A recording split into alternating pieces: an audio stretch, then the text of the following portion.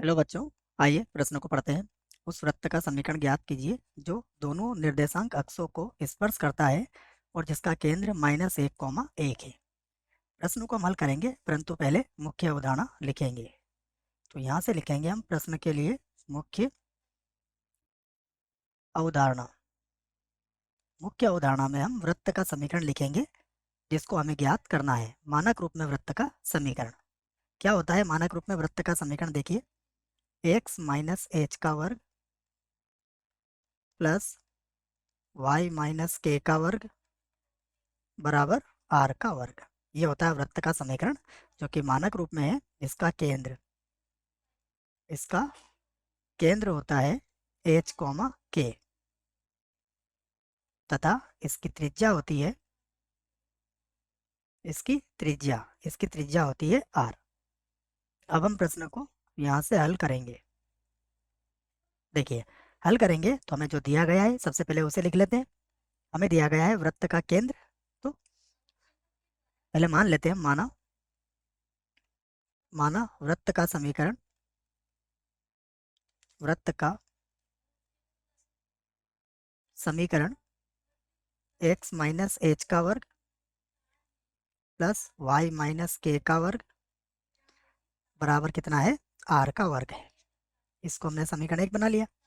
तो जो केंद्र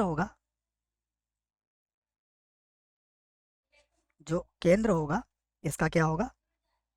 h, k। और हमें केंद्र कितना दिया गया है? -1, -1। ये हो गया। अब हम एक चित्र बनाते हैं, उससे हमें ये बात समझ में आएगी।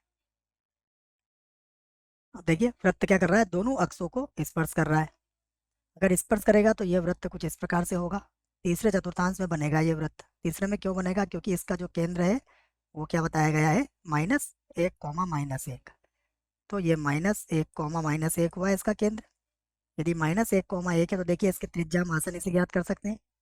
इसकी त्रिज्या क्या हो जाएगी? देखिए, अगर आप इसको -1, -1 करते हैं, इसको एक बार -1, -1 है, ठीक है। ये क्या है? केंद्र हमारा -1, -1 है। तो अब अगर हम देखें तो यह दूरी और यह दूरी वृत्त की त्रिज्या होती है। तो ये दूरी कितनी है हमारे पास? देखिए, यहाँ से यहाँ तक की दूरी हमारी 1 है। यहाँ से यहाँ तक की दूरी भी कितनी है हमारी? 1 है। ऋणात्मक केवल तीसरे चतुर्थांश में है, इसलिए है। इसका अर्थ यह हुआ कि यहाँ पर केंद्र तो ये हो गया, और जो त्रिज्या है हमारे पास r बराबर, ये कितना हो गया? 1 इकाई। ये हमारे पास त्रिज्या हो गई। तो अब हम वृत्त के समीकरण में इसका मान रख सकते हैं। तो लिख लेते हैं वृत्त का समीकरण। वृत्त का समीकरण वृत्त का समीकरण क्या हो जाएगा? देखिए, x माइनस माइनस हो जाएगा प्लस का 1 का वर्ग, फिर हो जाएगा y प्लस 1 का वर्ग और बराबर हो जाएगा 1 का वर्ग। अब इसे सूत्र से खोल लेते हैं। देखो, तो ये होगा x का वर्ग प्लस हो जाएगा 2x प्लस हो जाएगा 1 प्लस ये हो जाएगा y का वर्ग प्लस का हो जाएगा 2y प्लस 1 बराबर 1। यहाँ देखिए 1 से 1 कट जाएगा, तो क्या मिलेगा हमें? जो हमें मिलेगा वही हमारा उत्तर होगा।